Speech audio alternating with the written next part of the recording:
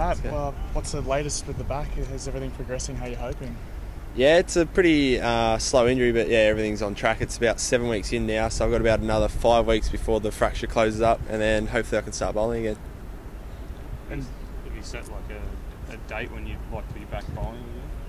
I'll probably have my first bowl in February, but it takes at least 2 months to build up to 100%. So I guess we just take it. Obviously, got to work on a few things as well, and I guess in the past we've set deadlines, and that's probably when I've had to rush back for things. So I think this one we'll just see how we go, and once I'm ready, look at available options. So summer's still out, India's still out as well at the moment? Yeah, those two definitely out. Unfortunately, maybe come back and play a bit of grade cricket as a bat, but yeah, I don't think I'm going to make the Aussie team for that. I suppose the big one then is the Ashes. Will you still aiming for that, and will you be looking maybe at some county cricket beforehand? Yeah, I'd love to be part of that. That's the ultimate goal. I'm not playing the IPL this year to try and get back to playing red ball cricket. I've been playing heaps of white ball cricket lately, so that's certainly the goal.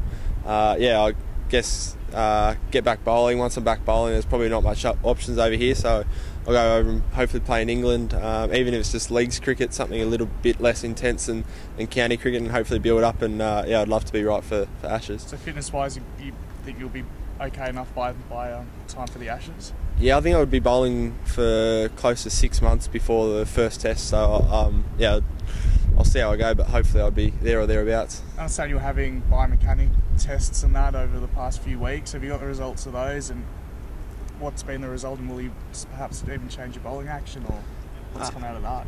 Yeah, we've been just looking at some footage, and it's pretty nothing too drastic, just pretty common sense things. Try and keep everything lined up, try and get the arms I go across my body a bit, and I think once I get the arms going straight, most of the other things will take care of themselves.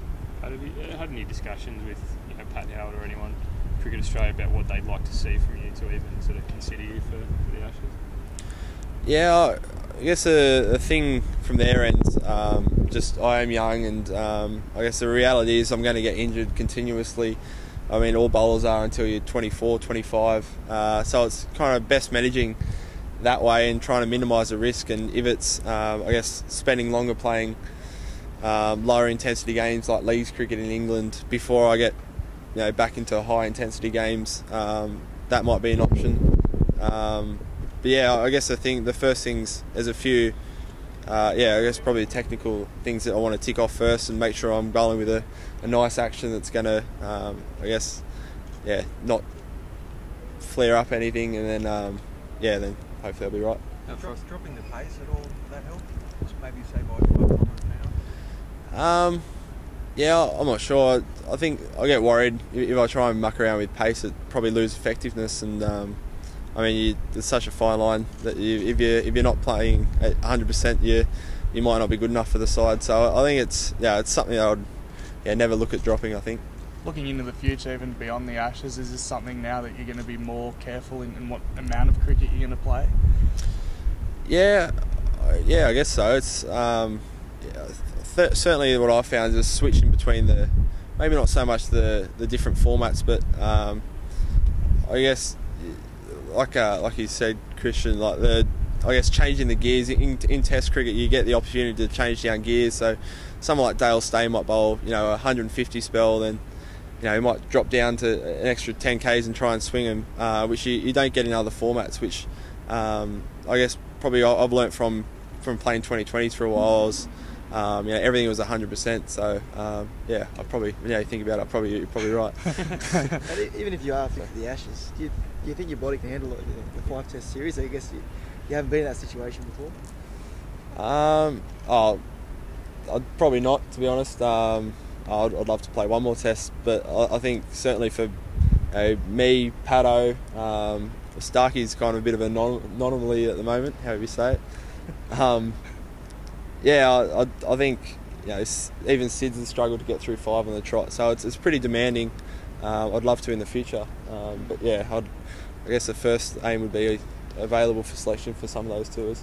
You mentioned Mitch. Is there something from him that you're able to take? Have you ever chat with him, or is there something that you can take from what Starkey's done?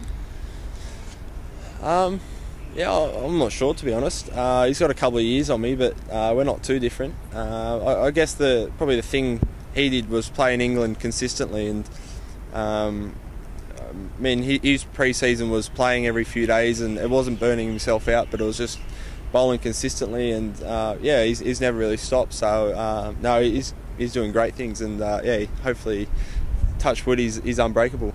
How frustrating has it been to sit out at 2 summers and watch everything? It's been hard not to get down at times.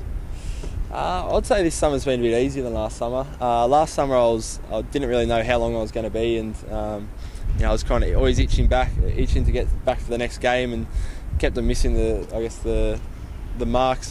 This one I know how long it's going to be, so I can I guess plan things out and get excited about I guess what I have to do when I come back. What were you doing the last time Australia went to England for the Ashes? I think would have been in about year 10 or 11. I remember staying up late in front of the fire and watching that in Tour de France, I think. But read today, you know, you're sort of touching up whether to give up 2020 cricket entirely to focus on red ball type stuff. Is that a tough decision to make, given, you know, I guess the money that's around and that kind of thing in the IPL? Yeah, I've got no idea what I'd do long term, but certainly I think in the short term I've been playing 2020 a lot the last year or two, and you know, I love playing it, but it's probably come at the cost of maybe some red ball opportunities. You know, I've hardly played a red ball game the last 2 years, so that's certainly where I want to go down that path, and at the moment try and put that first, and then see how we go in the future. You know, I love playing all forms, but certainly red ball is the main one for me. That's the other thing that might have made it this summer a bit easier for you as well, is the fact that it hasn't just been you, it's been a major problem for all the fast bowlers in the Australian team. What have you sort of made of the summer the Aussie team have had?